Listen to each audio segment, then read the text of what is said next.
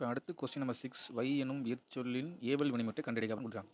Option A B C D option E கொடுத்தாங்க. ஆக்சுவலாக அவங்க 10 என்ன ஆன்சர் கொடுத்தாங்கன்னா ஆப்ஷன் இ விடை தெரியவில்லை அப்படின்னு தான் டிக் பண்ணியிருக்கணும். இதோட கேள்வியே தப்பு. இந்த கேள்வி எப்படி அமைஞ்சிருக்குன்னா கீழ்காண்பவற்றில் எது ஏவல் வினைமுற்று அப்படின்னு கொடுத்து ஃபஸ்ட் ஆப்ஷனில் இந்த வையை கொடுத்துக்கணும். வை தான் ஏவல் வினைமுற்று.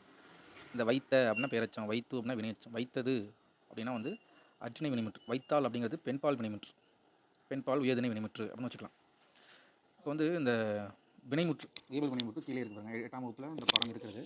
இந்த பாடம் படி கிடைக்க போதில் வந்து படி என்பது ஏவல் வினைமுற்று, போ என்பது ஏவல் வினைமுற்று, முன்னாடி ஏதாவது ஒரு பெயர்ச்சொல் இணைத்து வருகிறது. இப்போ இது எப்படி அமைஞ்சிருக்கணும்? இப்போ வந்து புத்தகத்தை வை இல்லை பேனாவை வை அப்படிங்கிறது வை என்பது தான் இதோட ஏவல் வினைமுற்று. இந்த வைத்து வைத்தாலாம் வராது. ஏவல் வினைமுற்று இன்னொரு முக்கியமான பாயிண்ட், ஏவல் வினைமுற்று எதில் வரும்? முன்னிலையில் மட்டுமே வரும். இப்போ வைத்தால் என்பது முன்னிலையில் வருமா? வைத்தால் என்பது எதில் வரும்? படற்கை இடத்துல வரும். ஸோ படற்கை இடத்துல வந்து என்ன வரும்? வேங்கோல் வினைமுற்று. எப்படி வேணால் அவள் வைத்தால் இல்லை அவள் அங்கு வைத்தால் பண்ணுறோம். அப்போ அவள் வைத்தால் அங்கு வைத்தாலும் இது இதில் வரும். அது வந்து என்ன வரும்? தன்மை படற்கை இடத்துல வரும். ஸோ அப்போனா அது வந்து என்னென்னா வேங்கோல் வினைமுற்று. ஸோ இது கொஷின் தப்பு. இது அவங்க எல்லாருக்குமே இது கிளைம் பண்ணி கொடுக்கணும். என்ன தான் பண்ண போகிறாங்களோ தெரியல. தேங்க்யூ.